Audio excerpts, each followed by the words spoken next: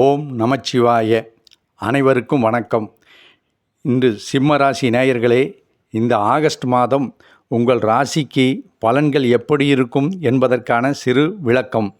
இந்த சேனலை சப்ஸ்கிரைப் செய்து கொள்ளுங்கள். வீடியோ பிடித்திருந்தால் லைக் செய்யவும், ஜோதிட சம்பந்தமான எந்த கேள்விகள் இருந்தாலும் கமெண்ட் பாக்ஸில் கேட்கவும். வாருங்கள் வீடியோக்குள் செல்வோம். சிம்ம ராசி நேயர்களே, இந்த சிம்ம ராசிக்காரர்களுக்கு, அதாவது மகம் பூரம் உத்திரம் 1ஆம் பாதம், கலவையான நன்மைகளும் இவர்களுக்கு கலவையான நன்மைகளும் சில கவனமான அணுகுமுறைகளும் தேவைப்படும் மாதமாக இருக்கும். 8ஆம் வீட்டில் சனியின் சஞ்சாரம், அஷ்டம சனி இருப்பதால் அலுவலகத்தில் வழக்கத்தை விட வேலைப்பளு அதிகமாக இருக்கும். பணிபுரியும் இடத்தில் சக ஊழியர்கள் மற்றும் மேலதிகாரிகளிடம் வீண் விவாதங்களை தவிர்ப்பது நல்லது. அவசரப்பட்டு வேலையை மாற்றுவதையோ அல்லது புதிய பொறுப்புகள் ஏற்பதையோ கண்டிப்பாக தவிர்க்க வேண்டும். தொழில் செய்வோருக்கு பணவரவு சீராக இருக்கும். ஆனால் புதிய பெரிய முதலீடுகளை செய்யும்போது அனுபவம் உள்ளவர்களின் ஆலோசனையை பெறுவது கட்டாயம் அவசியம். சுக்கிரனின் சாதகமான நிலையில் வருமானத்தில் தடை இருக்காது. எதிர்பார்த்த பணவரவு கைவந்து சேரும்.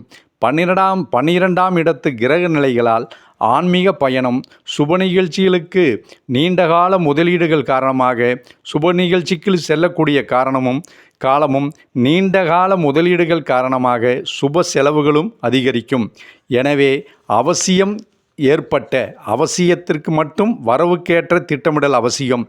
7இல் ராகு மற்றும் ஜென்ம ராசியில் கேதுவின் தாக்கம் இருப்பதால் கணவன் மனைவி இடையே அல்லது குடும்ப உறுப்பினர்களிடையே சிறு சிறு கருத்து வேறுபாடுகள் வரலாம்.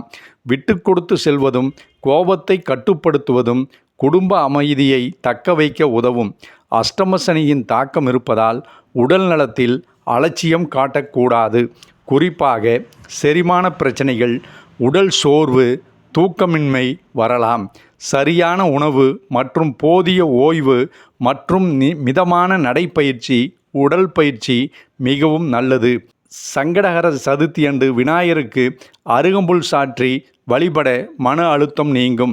சனிக்கிழமைகளில் நவகிரகத்தில் உள்ள சனி பகவானுக்கு நல்லெண்ணெய் தீபமேற்றி வழிபடுவது காரிய தடைகளை அகற்றும். ஸ்ரீ விஷ்ணு சகசரநாமம் அல்லது ஆதித்ய ஹிருதயம் கேட்பது நன்மைகளையும் தன்னம்பிக்கைகளையும் கூட்டும். இந்த சேனலை சப்ஸ்கிரைப் செய்து கொள்ளுங்கள். வீடியோ பிடித்திருந்தால் லைக் செய்யவும்.